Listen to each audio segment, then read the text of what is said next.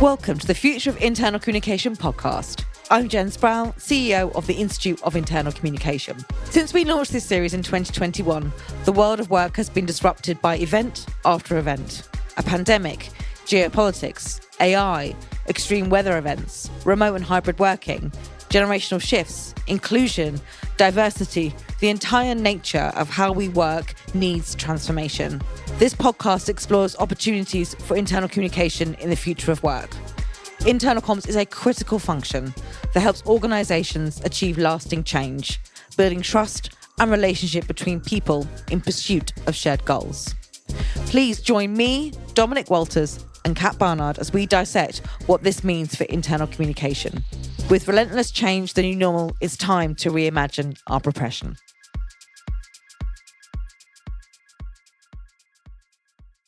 Hello, everyone, and welcome to another episode of the Future of Internal Communication podcast. I'm Jennifer Sproul, and as always, I am joined by my delightful co-hosts, Catherine Barnard and Dom Walters, as we hope to guide you through what I think will be another fascinating conversation. Before I introduce our wonderful guest today, I'm just going to sort of talk through how we've got to the conversation which is today, which is going to be about how we prioritise heart and soul in business. It seems to me, looking in, there's been quite a few conversations in the internal communication community in the last few months, particularly after the launch of the latest Gallup Global Workplace report, which talks about the fact that the UK is 33rd out of 38 in the European countries for engagement. And this, I think, has led to a conversation about should internal communication be responsible or for engagement? And this conversation seems to be sort of going around and how we work with HR. And I'm going to introduce our wonderful guest today who's going to help us chat through some of this, which comes back from an origin conversation that was had particularly between Shetal Joshi, who is joining us today, who is a seasoned internal communication and employee engagement expert. She's been doing this for over 20 years and has experience in shaping strategic communication frameworks across global organizations. Shetal is currently serving as the head of internal communication and employee engagement, hence the topic, at Orsted UK, and has established internal communications as a strategic enabler driving employee trust, culture, and belonging. She partners closely with executive teams, leading global transformation and change projects, and has been instrumental in enhancing the visibility of senior leaders and then strengthening employee connections.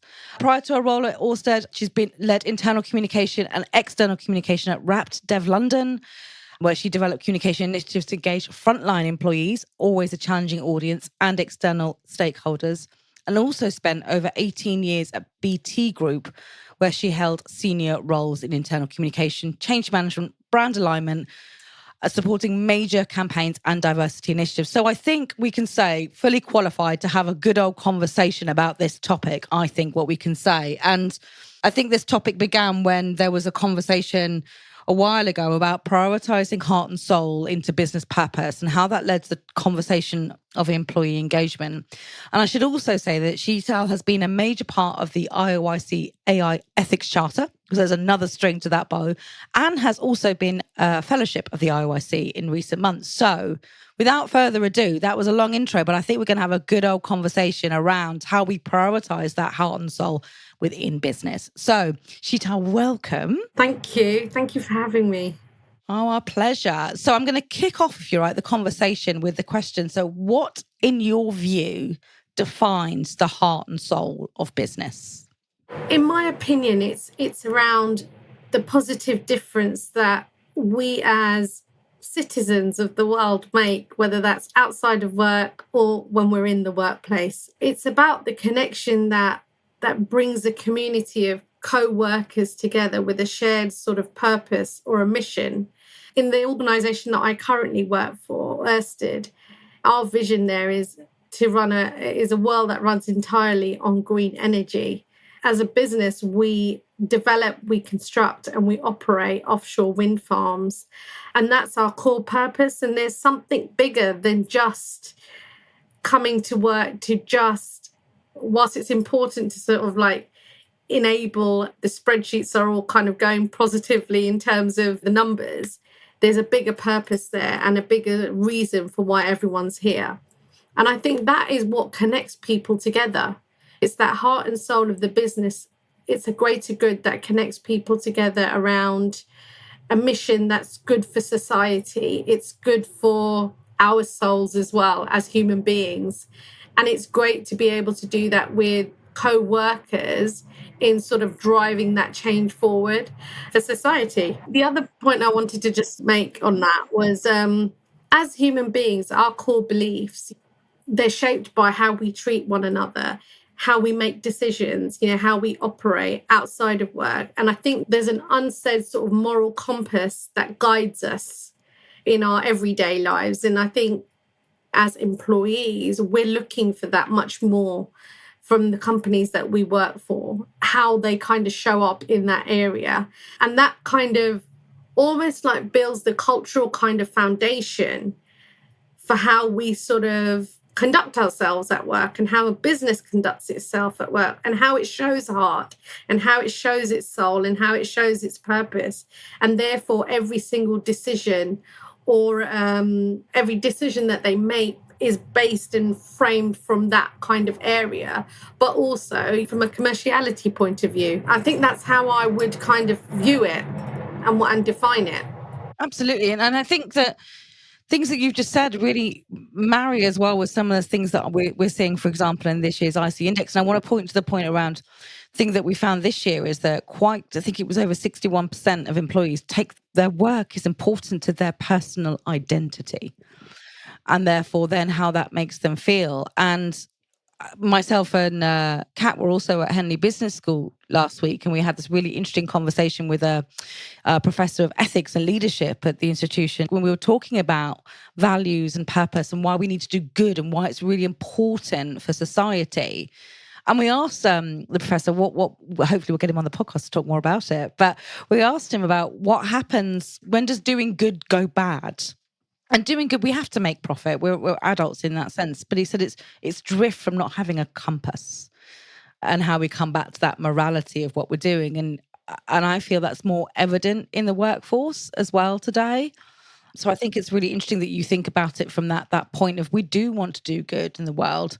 But do you think that we can do that now where the narrative seems to be we need to, as a function, focus in on what we do for business performance? We have to be about driving business performance. From your world, that drives business performance, right? Yeah, exactly. And I think there's so much going on in the world outside of the workplace. People expect us to kind of have a voice and an opinion around what good looks like. And so when they come to work, they're coming away from all those possible troubles and they expect companies to kind of have that sort of integrity and that feeling, that soul that people have as well. And they want a business to have that. And that's something that I think businesses have to be quite courageous about. It takes a lot of being brave to kind of be like that because a number of years ago, businesses weren't set up like that. Employees weren't demanding that kind of viewpoint or that kind of responsibility. And I think that's where you start to sort of really engage employees, really start to build that trust. You start to build that kind of sense of they belong to something. They're a part of something that is being co-created together. And I think that's what makes the workplace joyful. And joy comes in such different ways when you start to have that heart and that soul and that commerciality. Joy comes through having meaning at work. That's what employees are looking for. They're looking at how are people contributing to that success, showcasing all of that through storytelling, giving people the space and the room to voice their opinions in a constructive and empowered kind of way, and allowing senior leaders to talk about that. Like conversation is so important in the workplace as much as it is outside. And I think with that comes growth and with that comes curiosity as well. And then when you get all of those things and you start to talk about it and you start having those conversations, you start celebrating those successes and that recognition, it naturally brings that kind of sense of sort of fostering inclusion and well-being and genuine connection to a company, and not just necessarily a leader or a senior sort of leadership team, as part of that, you want to be in a place like that. You want that company to do well. You want to sort of really engage and go the extra mile, because you've now got a really engaged employee who absolutely believes in the mission, in the heart and the soul of a company. And they want to go that extra mile. They want to sort of like bring that humanity into business. So the word I'd use there actually is joy. I really like that word. And I think it kind of encompasses heart, soul, and purpose and everything that you want people to feel when they're in the workplace. Can I just chip in? Sorry. Because what you said, when you said it, Shetal, I was thinking, oh, yes, Edelman Trust Barometer last year and this year, last year in particular, highlighted that people at work, literally the employer, the organisation, the business is the last bastion of trust, where people no longer trust governments or institutions. They look to their employers to stand up and act as a force for good in the world. So I think that's something just to reinforce. And the other thing that occurred to me, and I will hand over to Dom then, is I understand completely why people would feel anxious to be seen to be enhancing performance right now. I totally get that. Everybody at work will be anxious to the point of needing to show that what they contribute is valuable. But equally, if all we do is strip our work down to numbers on a spreadsheet, we are reinforcing the engagement problem. And I was really interested in a conversation that you and I had offline before we came on air about your time at BT, because we bonded because we both worked in the telecommunications sector, really. And that sector has had extreme highs and extreme lows.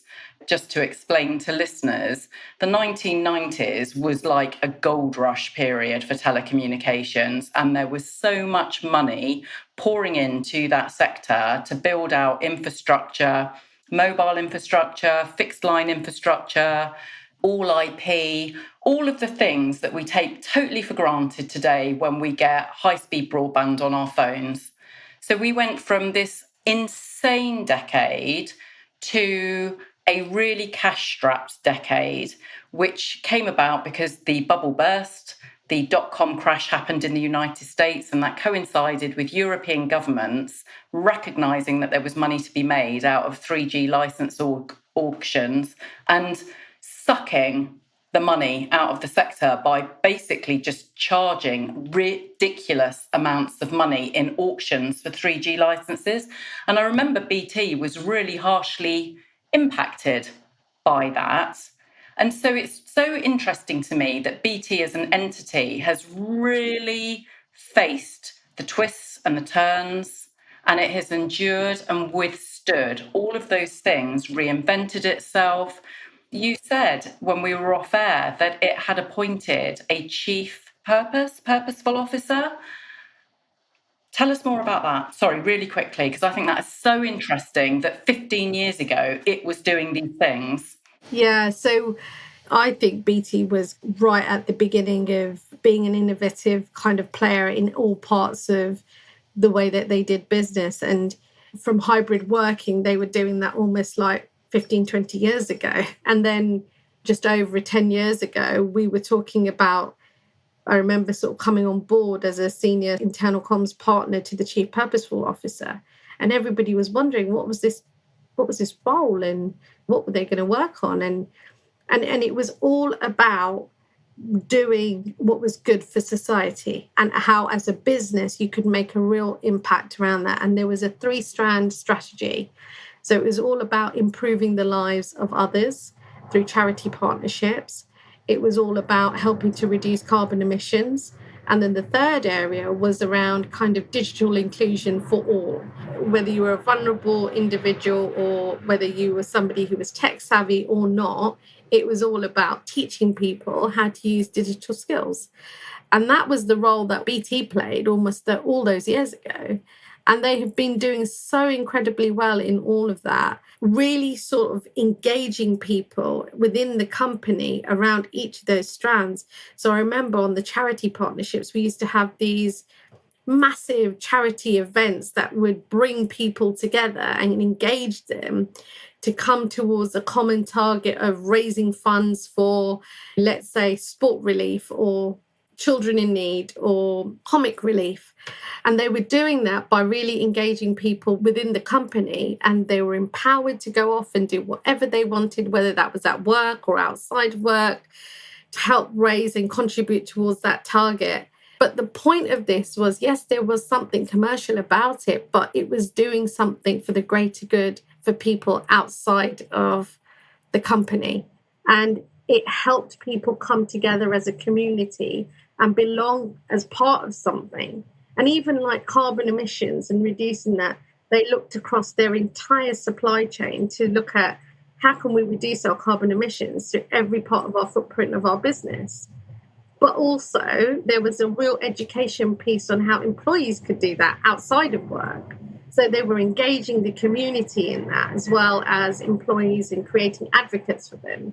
And then the last area, which was around digital inclusion, was all around teach the teacher. I remember doing this, and I remember an aunt of mine who was in her 80s. It was teaching her how to use a mobile phone. It was teaching me the technology skills for how I could teach somebody something like that so she could feel included in society. So it was all about how, as a business, they had the means and the mechanisms to help deliver heart and soul to their employees, but it was also about how employees could also be advocates and engage them in the strategy and in that process to then kind of almost ripple effect and do that not within the workplace only and help to contribute towards business success, but also how they can impact the community. I love all the things you're talking about, but perhaps I could pick your brains. You could help me with something. Because last week, I think it was, I was in the pub. I was chatting with three of my friends locally. One's a plumber, one's an electrician, one's an accountant. So profession's not necessarily that sympathetic to what we do in communication, to be honest. Anyway, we had this big debate because they were asking me basically what my job's about, and they often ask me this, and I was talking about encouraging conversation, getting people connected, helping people understand it and sharing information, all the stuff that you've been talking about. And I could tell from their facial expressions and, to be honest, their hand gestures, they weren't entirely convinced at what I was saying when I was putting it across. And their argument was, the world is changed now. That we're in a difficult time, everyone's fighting for work in virtually every sector. Broader, politically, we're going to the dogs, that there's all the wars issues that are going on, the climate, etc. Their view was that organisations should get into survival method. And that means focusing on the work. And their view was that the stuff that I was talking about, that we do as communicators, is a luxury and that organisations can no longer afford it. And it was a tough conversation. So can you help me with this? Can we identify the key things as to why what you've been talking about, and there's some great things in here about building joy, about connecting people, building purpose, establishing heart and soul, getting conversations going. Why in particular is this so important now in the economic circumstances that we face? You talk about so much uncertainty outside of the workplace in the world at the moment. There's so much that's been going on over the last few years and even before that. Organisations need to do this because it helps to create that type of resilience within employees. And then as you do that and you give people the space and the chance to talk about these things and help drive those conversations, you almost like create an environment where people are problem solving together. And because of that, it naturally kind of builds that resilience. As you work through those problems, you create solutions together, you start engaging people in that process and people start building out those plans together. The bounce back is also faster and quicker the next time something like that comes.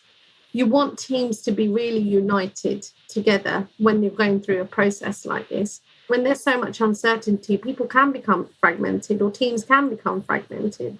It's really important to not just do this when times are uncertain, but to keep going when times are certain. Because when you go through kind of doing that when good times are happening, it just means you have prepared people for when the times are uncertain, and you're constantly building that resilience and that engagement and that bounce back quicker. I think also trust and morale are so important, and leaders need to communicate with that kind of consistency and that integrity. And Kat and I were talking about something offline, and it was around self-acceptance, which is all part of owning things and sharing your voice, as much as it might be difficult to share what you're about to kind of talk about or having as a conversation. So I think those are really good. And ultimately that helps to drive that kind of long-term sort of sustainability, which Jen, you and I have talked about quite a lot, right? Offline and at various different times. And that sustainability is all about retaining your talent, fostering a kind of culture that is adaptive and that can evolve and that is agile enough to take on these challenges, because rather than kind of resist them in a rigid kind of way. And ultimately what that helps you to do is co-create and make decisions that land better, that people take on board much more quickly and are able to kind of follow through and understand why they're happening. And when they don't know what's happening, it also, you've created that environment now where people can align much more better. It fuels engagement, it fuels the retention, it refuels the psychological safety and the belonging. There's only positives that can come from it. And within that, your people are your greatest asset. I don't know how many times I've said that, but I constantly keep saying that to everybody I come into interaction with, that our people are our greatest asset, and they're the ones that help to build internal reputation and external reputation and trust, because they go off and talk to their friends or their partners or their children or whoever it is, and they can do that. And I saw something recently, I really wanted to talk about it. Purpose plus values plus culture equals the immunity system of an organization. And that helps to protect against disconnection, burnout, disengagement, misalignment, and mistrust. And if you've got all of those, it helps. If you kind of like do the purpose, the values, the culture, and build up the immunity, you're then able to avoid all of those. And what you get the opportunity to do is flip it on its head, which is all around kind of growing with integrity, with loyalty, with motivation, by aligning your talent, by creating meaningful impact. So I just wanted to quote that because I thought it's so beautiful, actually. It's a great equation. Thank you, Shetal. I think also what you've done there is you've given us the right vocabulary to have these conversations. Because I think sometimes, well, I'm guilty of this, we can be in an echo chamber.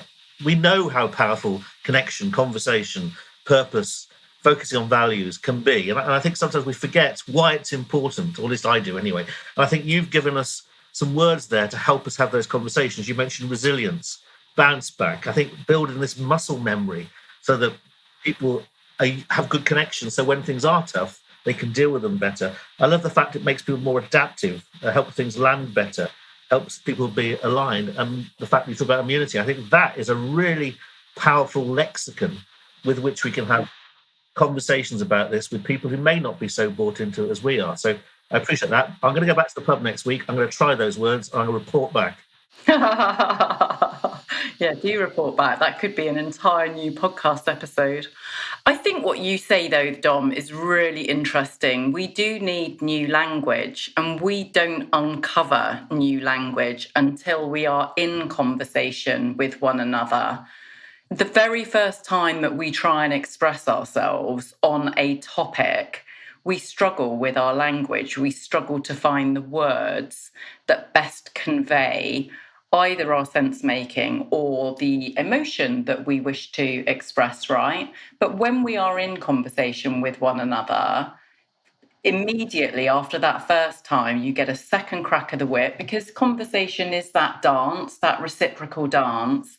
And as you were speaking, Shetal, I was thinking, well, a couple of things. One was Myron Rogers is a very celebrated, renowned educator and thinker in the kind of change space. And he has been quoted as saying, people own what they create.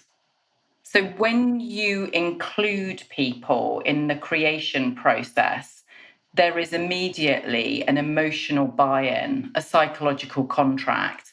Conversely, and this has really hit me, and I keep referring to it, I must be like his biggest fangirl, John Higgins, who's been on the podcast twice now, on his homepage of his website, he has this quote, and it just hit me like a train when I first read it, and I can't stop thinking about it. I'm just going to read it now.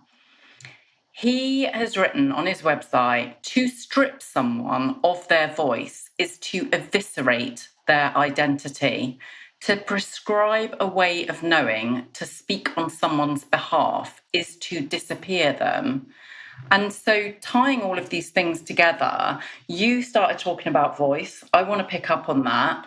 Voice, employee voice, was identified as one of 4 enablers by David MacLeod and Nita Clark when they were commissioned by UK government back in 2008 to establish whether there was a link between engagement and productivity. Remember, this was in the face of the financial crash. So the economy, like most economies around the world, just completely tanked overnight.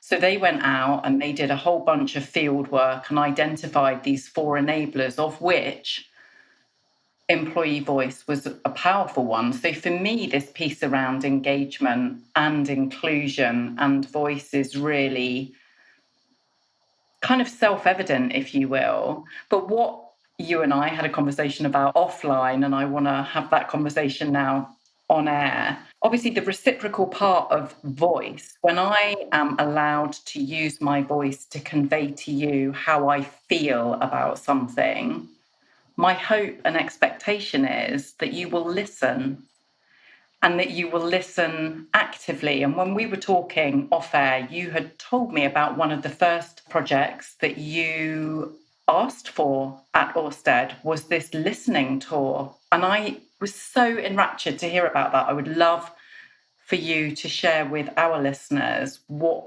went on and why active listening is so important. Active listening is urgently needed across businesses today because our people bring our business to life. Their well-being, their growth, their human experiences are the soul of the workplace. That's what kind of creates that vibrancy and that energy within the work environment. And because of that, we really need to listen to them and empower them and take care of their lives, in the workplace, not just their output that they bring. One of the first projects I did when I joined Orsted was to look at the employee survey. And it gave me some really good insight into areas that we could further enhance in terms of our employee experiences. And so one of the things I said to the leadership team was, I'd like to do a listening tour and pull together a listening strategy. And they asked me what that was all about because they hadn't really heard about anything other than employee surveys and a pulse survey and maybe a survey at the end of a town hall. And I said, so what we're going to do is, if we want to further enhance engagement, trust, and build our culture, what we need to do is we need to go out there and talk to our employees. We need to have conversations with our employees. And the employee base that I work with is made up of our frontline technicians who are out on a vessel or they're servicing a turbine to help turbine keep spinning so that we can produce clean energy. We then have individuals that are based in the office. We have individuals that are traveling out there, meeting different stakeholders. And then we have our home workers as well. So we've got 4 different types of audience members. And I said, what I'd like to do is, when our technicians are back on shore, I'd like to put them in a room and just ask them some questions around how we can further improve engagement. And I'm going to keep it open with them. What do you want to know and get out from that? Because what I can get out from it is all of the internal comms bits that I need to do the engagement part and help to build the internal comms strategies. But we'll probably get more than that. And the leadership team were really up for knowing what our employees were saying. So we got some really good insight into very different kind of areas around our culture and around leadership and how we can strengthen the connection between leadership. So we did a number of these sort of sessions. There were small kind of groups of 10 people each. I think it was something like 42 groups we did at a time. We did almost 62 or 72 hours worth of note taking.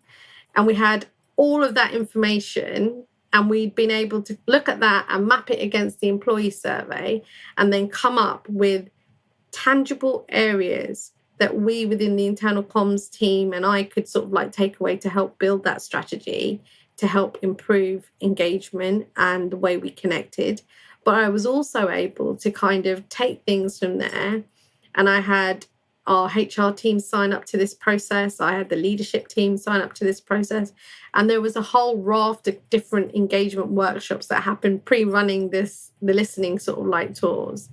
But what it enabled us to do is co-create an environment and a recommended approach which helped to improve on all parts and take ownership in every single area and part of the business. And what we found is the following year, satisfaction, loyalty, motivation on our employee survey scores shot up. And we could say we contributed to that approach. And what I've been hearing quite a lot of in the last year or so, and we did this 4 years ago. So 4 years ago, we took this approach, and it has really benefited us in terms of bringing employees up to a certain level of trust and belonging and engagement. Because when you've got all that change going on outside of work, and then you have change just naturally just happening within a business, it just helps with that resilience. It helps people to feel a part of that journey. And I think as internal comms professionals, we've got a responsibility around really listening to what our employees are saying, not just on a survey. You really got to get them in the room and allow them to talk and have conversations, and then build together what are these themes that are coming out from these groups. Are people leaders all saying similar things? Are our frontliners all saying similar things? Are our home workers saying all similar things? And then bucket it up as to, okay, so these audiences need this. And based on their personas and their roles, adapt and create messaging and content and guiding your senior leadership teams around how they engage and connect better with them. That's so important. And I think that listening kind of strategy and approach is really needed. And I'm hearing it across all different internal comms forums. And I'm hearing it across other peers who are similar roles to me. They're all talking about embarking on a listening strategy and what would that encompass. And Jen, it was really interesting. Some of the festival stuff, that the activities that came off of the back of that, several people have approached me to just find out how we did it, because I don't think there's not a written rule or how you can do it. You've got to just manage it based on who your audiences are, where your leadership teams are in terms of engagement and how valued they see it. And we were lucky. We're really lucky at Ersted in that they really value internal communications and employee engagement. And I feel quite proud that 4 years ago we embarked on this journey, and we're continuing with it. We're not building a new strategy now around listening. We're just continuing on that journey, and we won't let that stop. I love hearing that. And I think it's so wonderful also as well. And I love the IOIC Festival people talking to you about it, because I think we're looking for practical strategies. And you say it is different in different cases and different organizations, but there are principles that we can adopt as a united group of that fundamentally that it does this. And I think that we know, for example, I'm going to go back to the IC index. When we ask employees listening and feedback for the third year now, that number is barely moving. And it's wonderful, I think, that as a community of professionals that we're talking about it much more, because of the power it has to unlock things. And I've noticed as well, as we're talking a lot about opportunities for internal communication, there is a feeling that things are tough for our community, tough for our profession. The market is tough. Proving our value is tough. having people understand what we're there to do and what we deliver to a business. It is tough, but I think that you use some wonderful phrases that absolutely drive that adaptability, resilience, agility. And in times of this, those are fundamentals that if we can embed in our organizations, that will, an empowerment to co-create and deliver solutions at pace is what that enables. I guess for you, when we think about the work that you've done, particularly at Ørsted, and the work that we know people need to do with listening and feedback and putting that heart and soul, and with all that complexity background, it's very complicated, but hopefully a simple answer is, what do you think is the biggest opportunity for us as internal communicators that help us tackle what we've always wanted to, but also get the ear of those people to understand the value and why it's so critical now more than ever? Do you know what? I think there's been such a massive opportunity for us over the last few years, and it continues to be, to really keep talking about how internal communications and employee engagement can be a strategic enabler to a business. And that's not just about broadcast communications. That's not just about launching a new Viva Engage channel. It's much more than that. It's kind of looking at what are the trends coming out through your employee surveys, right? What are they telling us? Where is the business actually going in terms of its strategic narrative? Where do they want to be in 5 years' time? Where do they want to be in 10 years' time? It's about co-creating and sitting down with your chief HR officers or your heads of HR and saying, what's on your mind right now? How can I help? And really being that enabler of the culture and of building the purpose, the value, not losing sight of the heart and soul within a company, because that's so easy to slip away, especially when the times are uncertain, right?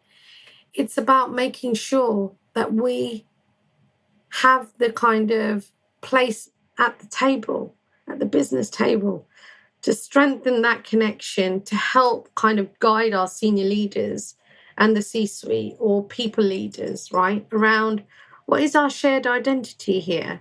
How can we help employees to see themselves in our purpose, in our mission, in our narrative, in our story?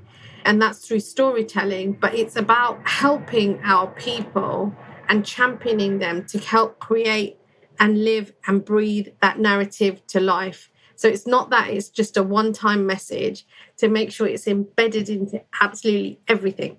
I think that we've talked about how chaotic and, I guess, urgent things feel, right? Everything feels really urgent, like we need to do everything yesterday, or we've missed a boat, or we're not going fast enough, and or we can't do all these other things. We've got to get this done. And if we don't do that, then we'll lose X, Y, and Z. But I think that with all this panic, what we need is calm.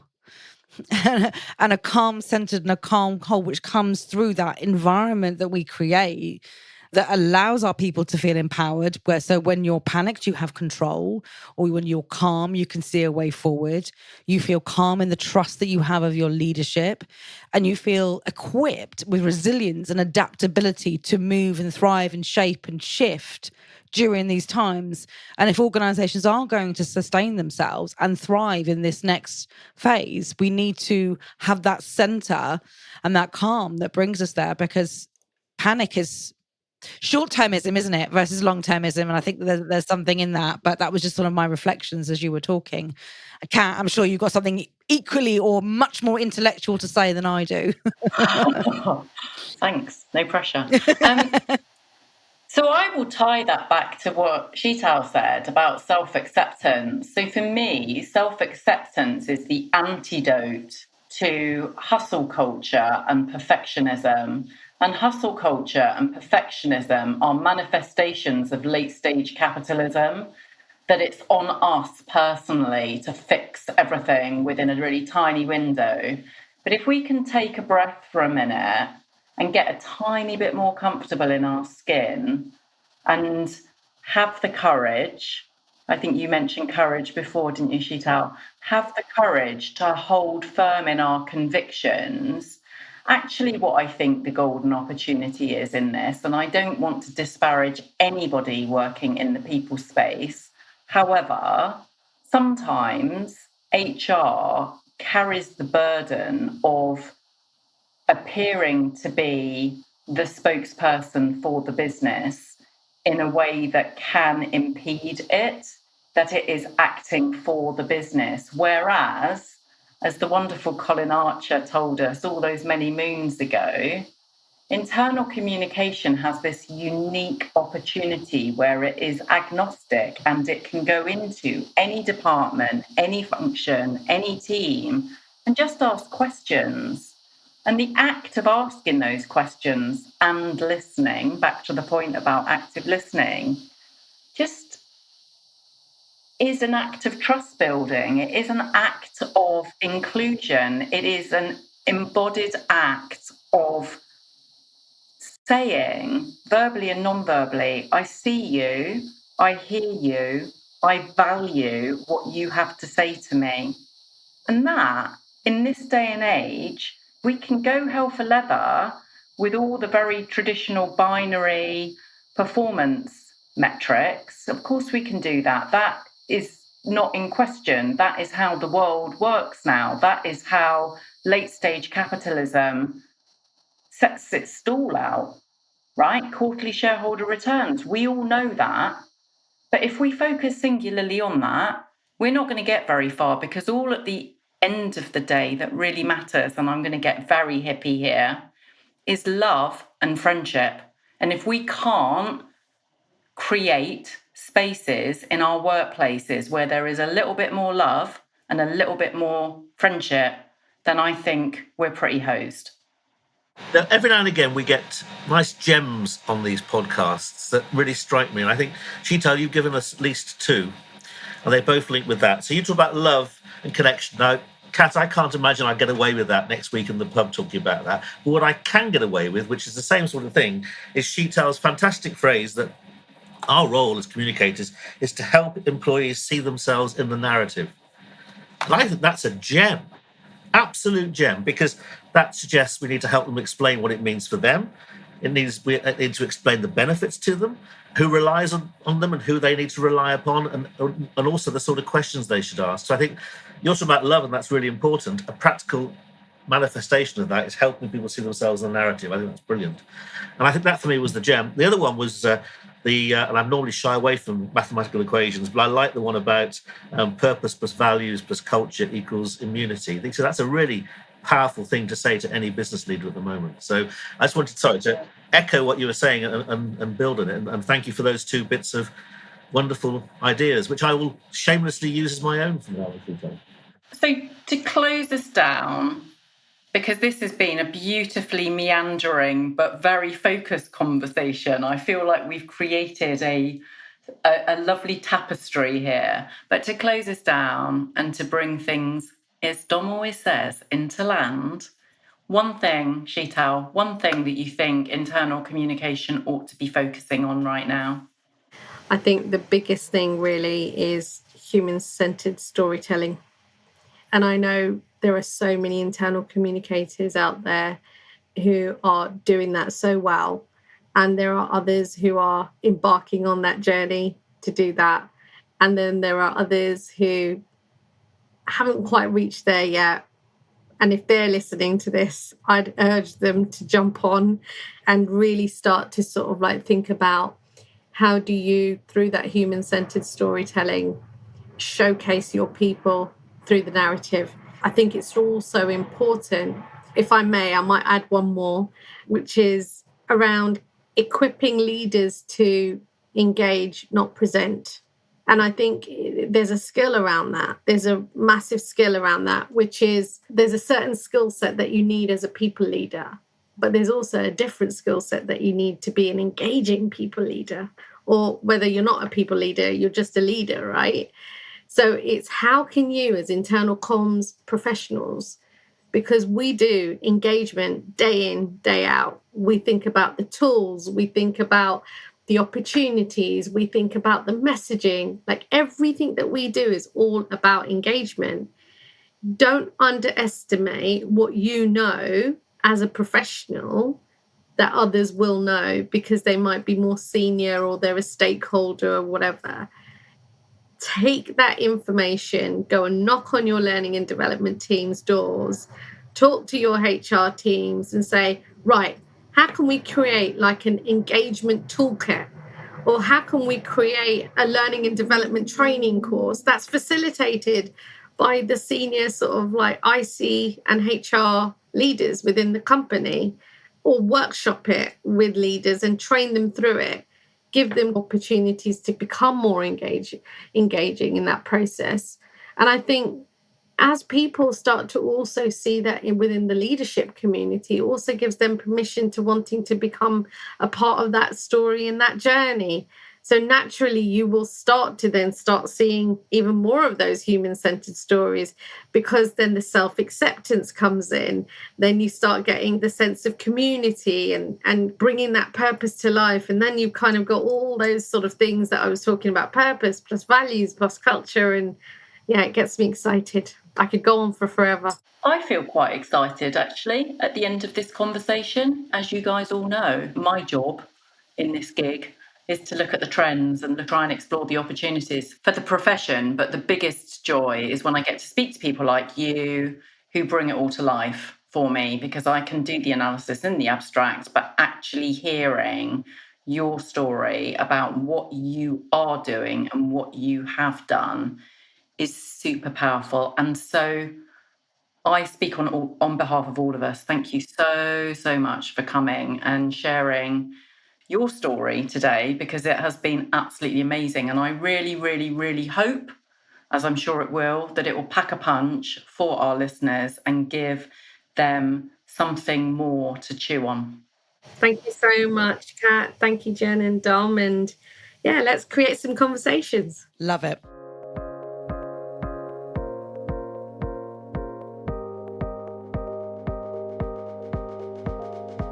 Thanks for listening today. If you like what you've heard, please like and follow us wherever you access your podcasts.